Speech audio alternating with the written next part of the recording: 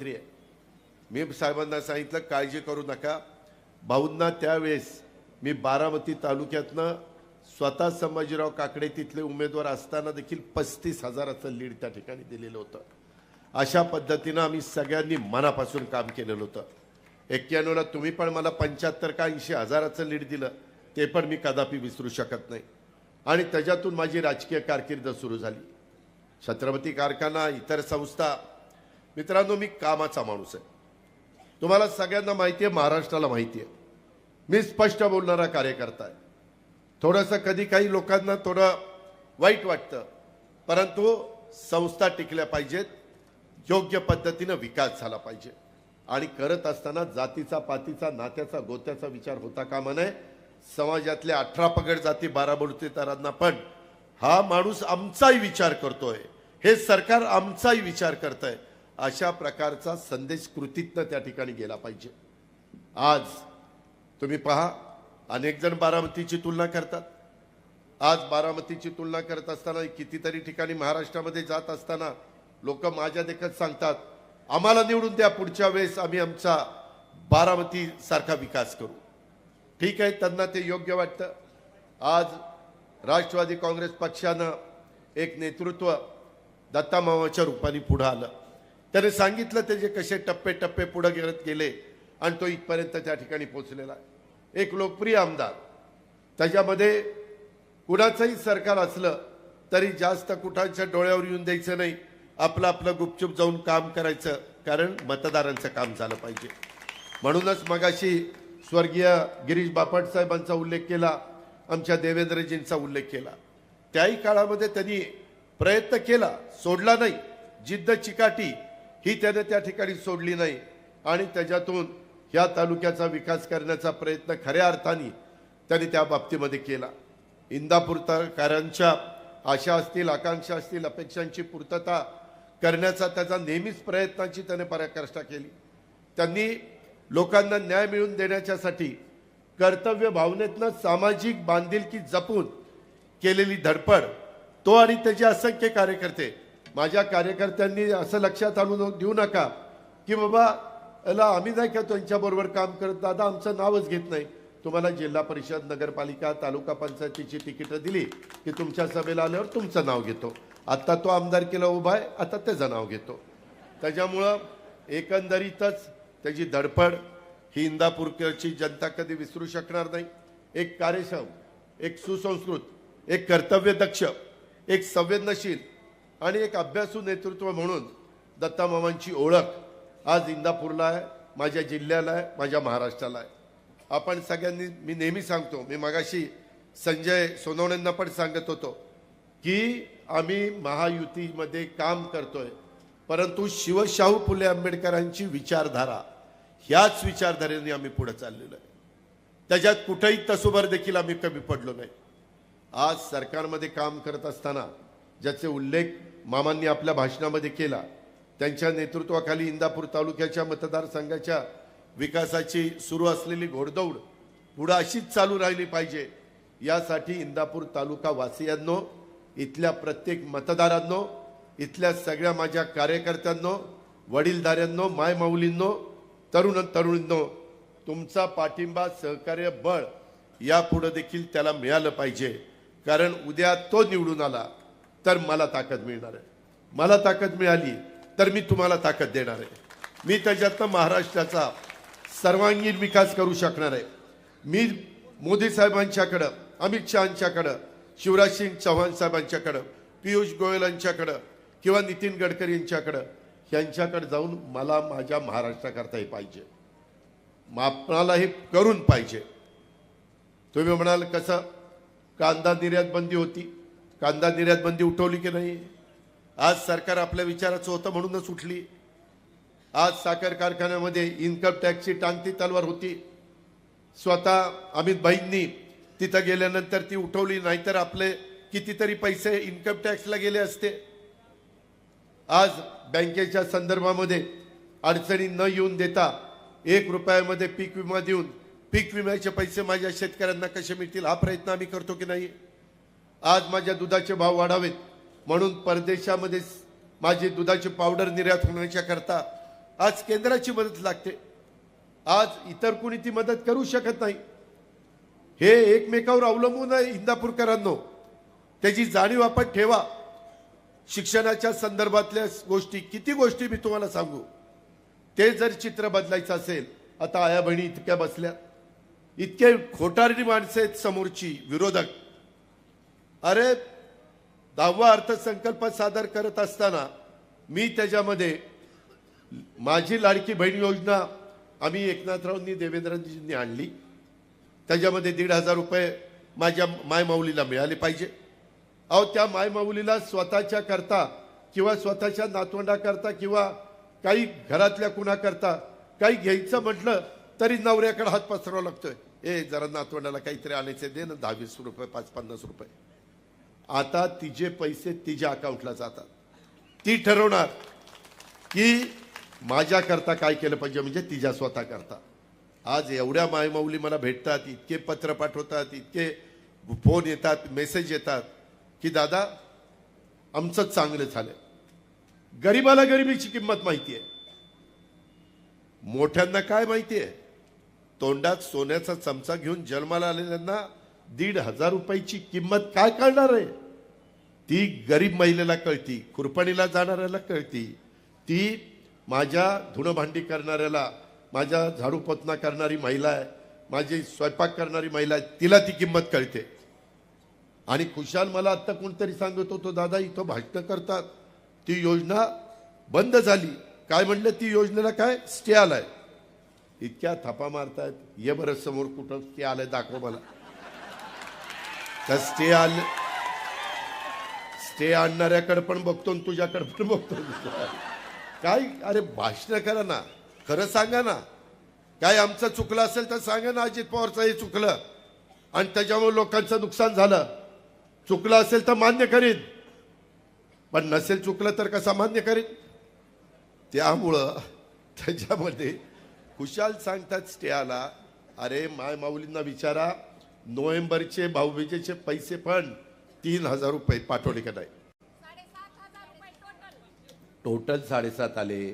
पहिले 3,000 पाठवले जुलै ऑगस्टचे, ते आमच्या रक्षाबंधनाची ओवाळणी होती.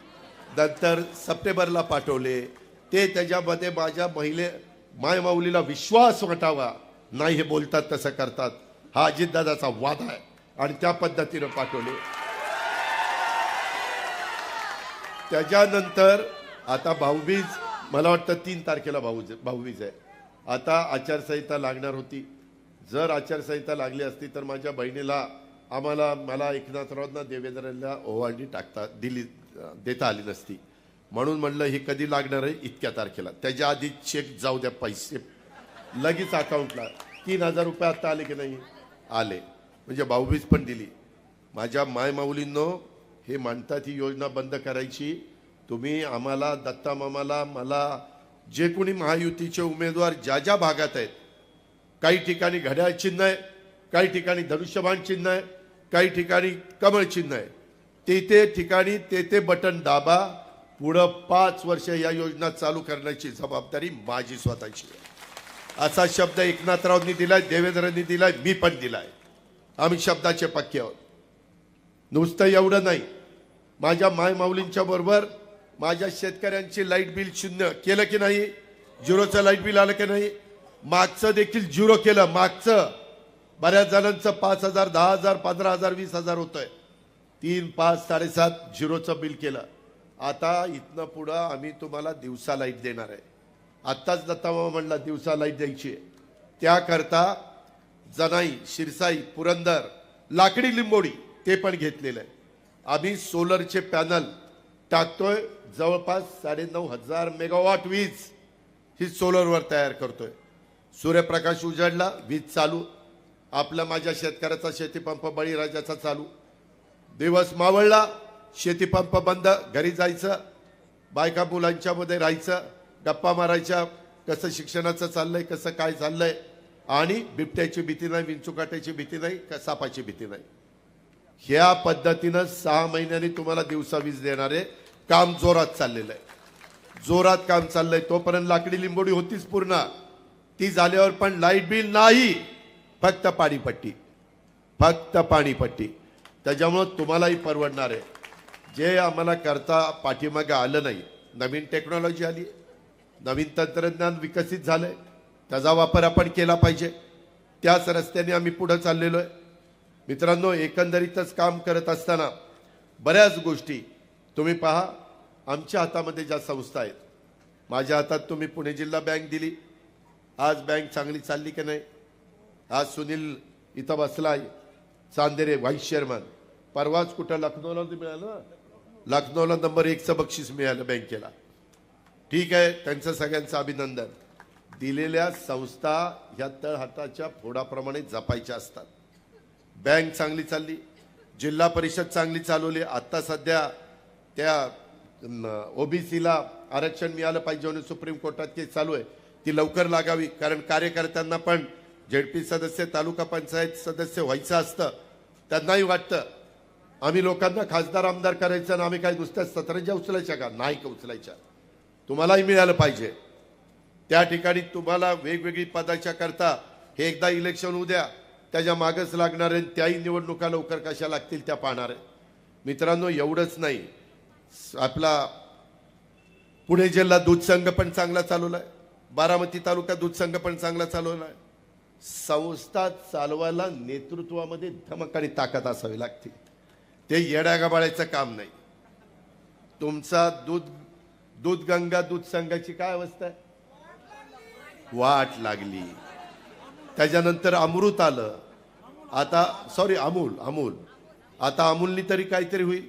ते अमूल पण बंद पडलं, दूध गंगा पण बंद पडला. अरे काय संस्था चालवत आहेत? भाऊंनी लावलेलं कर्मयोगीचं रोपटं आज किती कोटी रुपये कर्ज आहे? 500 कोटीच्या वर कर्ज. अहो, भाऊंनी बिनकर्जाचा कारखाना तुमच्या ताब्यात दिला, तुम्ही कर्जबाजारी करायला लागलाय. तुम्ही काय म्हणजे लाखाच्या 12,000च करायला निघाला ही? मग त्याला निवडून देणार आहे का? त्याचा विचार करणार आहे का नाही? माझी बारामती बँक जाऊन बघा कशी चालली, आणि इंदापूर सहकारी बँक 30 सालांवर आहे. अरे काय तुमच्यात कर्तृत्व नाही, कशाच्या गप्पा हाणता? तुम्हाला इंदापूर बँक चालवता येत नाही. माझा खरेदी विक्री संघ येऊन बघा, आणि तुमच्या खरेदी विक्री संघाची काय अवस्था आहे, काय परिस्थिती आहे बघा ना. ती आमच्या कळसला वायनरी काढली, ते बिचारे गशी पाटील कधी दारूला शिवले नाही, तिथं वायनरी काढली. आणि तिथं वायनरी काढली, परत ती वायनरी काय चालू आहे का बंद आहे का कुठं नुसतं मडच उभं केलंय तिथं. अरे काय वायनरी, आमच्या इथली पण वायनरी बंद व्हायला लागली होती, पण आम्ही चालू ठेवली की नाही? जाऊन बघा Baramati agro, Baramati grape industry. शेवटी संस्था चालवता आल्या पाहिजेत. आज निराभिमा कारखाना काय भाव देतो? आज कर्मयोगी काय भाव देतो? आज माझ्या नेतृत्वाखाली चाललेला योगेश इथं बसलाय, माळेगाव कारखान्याचा संचालक, 3,636 रुपये भाव. ऐकूनचा नाद करायचा नाद. अरे इंदापूर करा नो, तुम्ही 700 रुपये टनाला कमी घेताय, कष्ट तेवढेच. एनसीडीसी कडनं मधी राज्य सरकारच्या मागे लागून 300 कोटी रुपये आणले. हर्षवर्धन पाटलांनी 300 कोटी रुपये आणले. काय केले?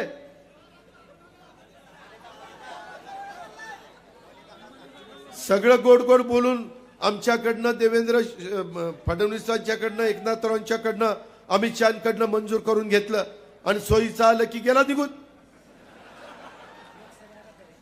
आणि बोलताना काय परवा बोलला? लोकसभेला पूर्वी मी प्रत्यक्ष काम करायचो, परंतु यावेळीच मी अदृश्य काम केलं. अरे अजित पवारनी असलं तर कधी आयुष्यात केलं नाही. जो कोणी उभा करेल त्याचं इमाने इतबारेच काम केलं. मॅच फिक्सिंग प्रकारच नाही, नाहीतर समोरच विरोध चाल. ही जी काही पद्धत आहे ना, तुमच्यावर कसा विश्वास ठेवायचा? तुम्ही एकीकडे आम्हाला घरी खानदानाला नेलं, जेवायला घातलं, वाळलं, आणि अदृश्य प्रचार केला.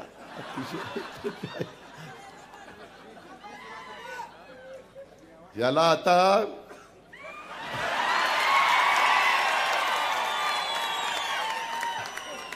टांगा घोडा कसा असतो घोडा, याच्यामध्ये हे थांबा ही लोक कुणाचीच नाही, ही उगवत्या सूर्याला नमस्कार करणारी. मी तुम्हाला आता सांगतो, मगाशी कोणीतरी विषय काढला, देवेंद्र फडणवीस ते स्वतः आणि मी सागर मंगल्यावर बसलो. देवेंद्रनी सांगितलं की आत्ता तुम्ही सगळ्यांनी काम करा, आपल्याला मोदी साहेबांना तिसऱ्यांदा पंतप्रधान करायचंय, एक एक जागा महत्वाची. ते म्हणले आमदारकीचं काय, ते म्हणले, मी म्हणलं आमदारकीच्या संदर्भामध्ये मी काही बोलत नाही. मग ते म्हणले देवेंद्र जे निर्णय घेतील तो मान्य. मी म्हणलं ठीक आहे, देवेंद्रजी घेतील तो निर्णय मान्य. मी हो म्हणलो, हर्षवर्धन पण हो म्हणला. आता निवडणुका जवळ आल्या, मध्ये 12 जागा भरायच्या होत्या, त्याच्यातल्या 7 जागा आत्ता भरल्या, 5 जागा राहिल्या. मला स्वतः भाजपच्या काही प्रमुख लोकांनी सांगितलं आम्ही त्यांना तिच्यामध्ये घेणार आहोत, परंतु थांबायची तयारीच नाही. सारखं कुणीतरी नाही नाही आपल्याला थांबून कसं चालेल, काय चालेल, ते त्यांच्या पक्षाने काय करावं त्यांचा झालं, भाजप सोडून दिला आणि आता त्या राष्ट्रवादीमध्ये पक्ष पवारसाहेबांच्या पक्षामध्ये गेले. सारखं दलबदलू कोण तुमच्यावर विश्वास ठेवणार आहे. एकदा तुम्ही गशी पाटलांच्या वेळेस उमेदवारी नाही मिळाली म्हणून अपक्ष उभा राहिला, त्यावेळेस सांगितलं की आम्ही सूतगिरणी काढणार आहोत. बावड्यामध्ये गेलं की यादी करा, लाखेवाडीला यादी करा, किती घ्यायची, जंक्शनला यादी करा, वालचंदनगरला यादी करा, बर्नेवाडी, अंतुर्ण, माझं सणसर, सगळीकडे याद्या. आणि मुलांना नोकऱ्या नव्हत्या, लोकांनाही वाटलं आता सूतगिरणी. 95ला इंदापूरकरांना नीट आठवा, झाली सूतगिरणी. किती वर्ष झाली, 15 ही जवळपास 25 40 वर्ष झाली, नाही 30 वर्ष झाली, ती 29 वर्ष झाली. 29 वर्ष झाली. तुम्ही किती फसवाफसवी कराल रे. आज ह्या पद्धतीनं तुम्ही करोडो रुपये माझ्या इंदापूर तालुक्यातल्या जनतेला कमी देता. छत्रपतीनं पण भाव 3000 दिला, पण ॲट ए टाइम एका वेळेस दिला, 2-3 टप्प्यामध्ये दिला नाही. कशाचे, सूतगिरणीचे. हा, तेव्हा आता सूतगिरणीचे पैसे दिले नाही, व्याजासकट वसूल करायला पाहिजे. हे जे प्रकार आहेत ना, विश्वासार्हता तुमची काय. आज तुम्ही 4-4 वेळेला निवडून जाता, तुम्ही त्या ठिकाणी निरा भीमा कारखाना अडचणीत आणलाय. मी मगाशी सांगितलं त्या सगळ्या संस्था अडचणीत आणल्या. सूतगिरणी तर उभी केलीच नाही. शिक्षण संस्थेची पण चौकशी लागली. मला आता माझे एक सहकारी सांगत होते, दादा इंदापूर अर्बन कोऑपरेटिव्ह बँकेला 10 लाख रुपये आरबीआयने दंड केला गेल्या वर्षी, वाटतं दंड केला. का केला, काहीतरी चुकीचं होतं म्हणून केला. शिक्षण संस्थेची आता चौकशी लागली. अरे असं करून नाही राजकारण होत. लोकांची कामं करावी लागतात, विकास करावा लागतो. ह्या 10 वर्षातला दत्ता मामा भरणेंच्या नेतृत्वाखाली झालेला इंदापूरचा विकास आणि हर्षवर्धन पाटलांनी त्याच्या आधी 20 वर्षाचं केलेलं काम, तुम्ही तर सत्तेमध्ये होता, सातत्याने तुम्ही मनोहर जोशी आणि त्या नारायण राणे मुंडे साहेबांच्या सरकारमध्ये होता. पुढे 99ला पण तुम्ही सरकारमध्ये आला, 2004ला आला, 2009ला आला. सतत सत्तेमध्ये असताना पण तुम्हाला पूर्ण जिल्हा मी बघत होतो, फक्त तुम्हाला इंदापूर तालुका बघायचा होता. त्याच्यामुळे कितीतरी विकास इथं व्हायला पाहिजे होता. मी माझा बारामती तालुका बघून जिल्हा बघत होतो की नव्हतो. मी माझ्या इंदापूर तालुक्यातल्या कार्यकर्त्यांना ह्या ना त्या प्रकारे कुठं ना कुठं जिल्हा परिषदेचं अध्यक्षपद, सभापतीपद, महाराष्ट्र राज्य साखर कारखाना संघाचं चेअरमन पद, अशा वेगवेगळ्या सहकाराचं एक कुठलं तरी पद दिलं होतं, लोकलेखा, काही का होईना पद देण्याचा प्रयत्न केला ना. त्याच्यामध्ये वेगवेगळ्या संस्था काढत असताना त्यांच्या अडचणी दूर करण्याचा प्रयत्न केला ना. आता मामांनी उल्लेख केला, बंद कॅनॉल बोगदा करतोय, त्या बोगदा झाल्यावर 3 TMC पाण्याची बचत होणार. माझं टेलला पार तरंगवाडीच्या तलावामध्ये पाणी मला टाकता येणार ना. ह्या सगळ्या गोष्टी आपल्या आहेत ना, ह्याचा विचार करा ना। आज बाकीच्या संदर्भामध्ये ही सगळी कामं करत असताना माझी तुम्हाला सगळ्यांना सांगणं आहे, एकंदरीतच माझ्या इंदापूर तालुक्यामध्ये एवढा मोठा माझा उजनीचा त्याला धरण आहे। मला दत्ता मामाने सांगितलं, दादा 1 कोटी रुपये मत्स्य बिया करता तुम्ही त्या ठिकाणी मत्स्य बीज, गेल्या वर्षी 1 कोटी रुपये मागितले, दिले की नाही? गेल्या वर्षी 1 कोटी दिले, यंदा 2 कोटी मागितले। 2-2 कोटीची बीज तिथे टाकतोय की माझ्या मासेमारी करणाऱ्यांचा धंदा चालावा म्हणून। त्याचा आधी कुणी विचार केला? दत्तानी लक्षात आणून दिल्यानंतर लगेच मी निर्णय घेतला। त्याच्यामध्ये महामंडळाच्या खंडकरी भोगवटा वर्ग 2 जमिनी 1 मध्ये रूपांतर केलं की नाही? कधी कुणी केलं? का नाही केलं? पूर्वीच्या नेतृत्वाने का गप्प बसले? त्याच्यामध्ये वेगवेगळ्या पद्धतीचे, आता तुम्हाला माहिती नाही, ते आर्यन पंप्स म्हणून प्रशांत सुतारचा कारखाना आहे इथं आपल्या एमआयडीसीत। अहो, अत्याधुनिक अग्निशमन यंत्र जे परदेशामध्ये आता जात आहे, जगातल्या बहुतेक देशामध्ये त्यांची यंत्र जात आहेत। अत्याधुनिक ड्रेनेज सक्शन व्हेकल ते तयार करतायत, छोट्या आकाराच्या अग्निशमक यंत्र तयार करतायत। लोकांच्या मध्ये कर्तृत्व आहे, त्यांना संधी दिली पाहिजे। उद्याच्या काळामध्ये आपली एमआयडीसी भरण्याच्या करता आणखीन काही कारखानदारांशी बोलून तिथं कारखाने कसे येतील आणि माझ्या इंदापूरच्या तरुण तरुणींना रोजगार त्याच्यातनं कसा निर्माण होईल, हा प्रयत्न आम्ही त्या ठिकाणी करतोय। दुधाला दर कमी होते, सगळे म्हणायचे दादा 28 रुपयाला काही परवडत नाही। ऑक्टोबरच्या सप्टेंबर 30 पर्यंत 5 रुपये वाढवून दिले सरकारच्या तिजोरीतनं, आणि ऑक्टोबरला पुन्हा 7 रुपये, म्हणजे आता 28 आणि 7 35 रुपये माझ्या शेतकऱ्याला मिळतात की नाही? आज एवढं दूध आपल्या इंदापूरमधनं जातं की नाही? हा फायदा शेवटी झाला ना। हे त्यांनी का नाही केलं? त्यांनी बंद पाडल्या। अरे आता ते कर्मयोगी लवकर नाही दिला ताब्यात, तर वाटोळच आहे बघा त्याचं म्हणजे कर्मयोगी कारखान्याचं। तिथं पण आता आपल्याला लक्ष घालावं लागेल। त्याच्यामध्ये इंदापूर शहरात वीरश्री मालोजी राजे भोसले ऐतिहासिक गडीचं संवर्धन आणि हजरत शांशावली बागबा दर्गा विकास आराखडा कधी कुणाच्या मनात आलं का? नाही 20 वर्ष यांच्या मनात आलं। ह्याच्या मनात आल्यानंतर माझ्या मागे लागून 38 कोटी रुपये मंजूर करून घेतले ना दत्ता मामांनी, दिले ना पैसे। आज पर्यटन पण वाढलं पाहिजे ना। त्याच्यामध्ये मला आठवतंय प्रदीप गारटकर, त्याचं एक ऑपरेशन काय झालंय, त्याला खुर्चीवर बसवा, आम्ही त्याला खुर्चीवर बसवत नाही, परंतु आता तब्येतीनेच सांगितलं तू खुर्चीवरच बस, ते खाली बसता येत नाही। त्याच्यामध्ये त्याला विचारा, तो मला म्हणला की दादा तुम्ही फक्त बारामतीचा कसा विचार करता, आम्ही पण इंदापूरची जनता मनापासून तुम्हाला साथ देतो, आमची पण मुलं मुली शिकावीत, त्याने इथली कुठली तरी जागा द्यायचं। किती एकर जागा होती रे? किती एकर जागा होती ती इथली द्यायला? विपीला ती नाही, तुम्ही देणार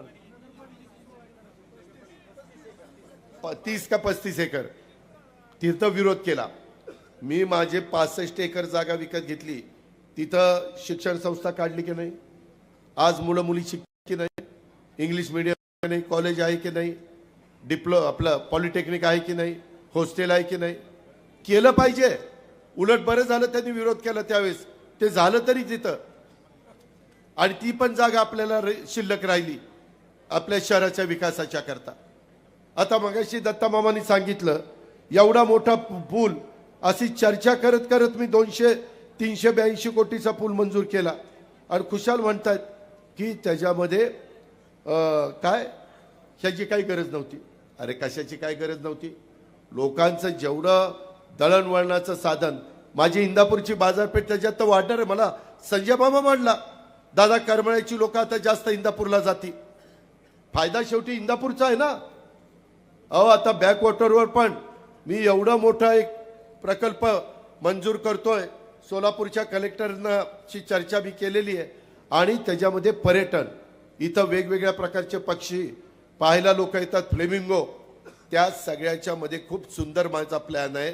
तुम्ही उद्याच्या निवडणुकीमध्ये 3ऱ्यांदा दत्ता मामाला निवडून द्या, तिथं एवढं पर्यटनाचं सगळे चित्रच बदलून टाकतो. मी शब्दाचा पक्का आहे, मी मंजूर केलेलं आहे. फक्त आता पुढं त्याच्या संदर्भातलं टेंडर काढायचं आहे. आपण खूप काही, आता मला 7 टर्मचा अनुभव आहे ना, मी बरेच उन्हाळे पावसाळे पाहिलेले आहेत. त्याच्यावर तुम्ही काही काळजी करू नका. त्याच्या संदर्भात माझ्या वेगवेगळ्या ठिकाणी नदीचे बॅरेजेस, नदी आत्ता सध्या मी केटीवेरच्या बद्दल मामांनी मी मंजुरी केलेली आहे.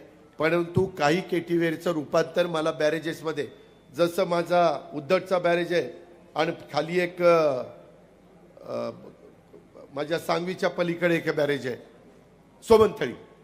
सोमनथळीचा, त्या पद्धतीनं वेगवेगळ्या ठिकाणी आपल्याला बॅरेजेस टाकायचे. का तर त्याच्यातून मला पाण्याचा प्रश्न सोडवायचा. मगाशी त्याने सांगितलं त्याही संदर्भामध्ये तुम्ही काळजी करू नका.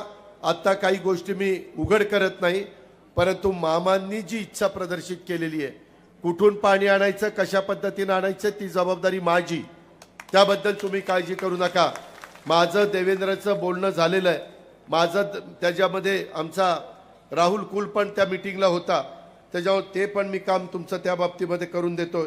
त्याच्यामध्ये तालुक्यातल्या दगडवाडी येथील नंदिकेश्वर देवस्थान, भाणगाव येथील मसोबा देवस्थान, रुईचं बाबीर देवस्थान, या सगळ्याला आपण निधी देण्याचं काम केलं. बऱ्याचदा मागच्या वेळेस माझ्या अल्पसंख्याक समाजाने आम्हाला साथ दिली नाही. मला त्यांना आवर्जून सांगायचं, बाबांनो, ह्या काळामध्ये महायुतीच्या सरकारच्या माध्यमातून मी माझ्या मागास अल्पसंख्याक समाजाला खूप काही देण्याचा प्रयत्न त्या ठिकाणी केलेला आहे. अरे ती तर खूप आहेत. आता 2:40 होत आले. पहिल्यांदाच भाषणं जास्त केली, मला बोलायला वेळच नाही दिला. काय करतोस आता? त्याच्यामध्ये ह्या सगळ्या गोष्टी करत असताना माझं तो आता कुणाला दिलं मी ते अल्पसंख्याकाचं, कुणाला वाचायला दिलं होतं?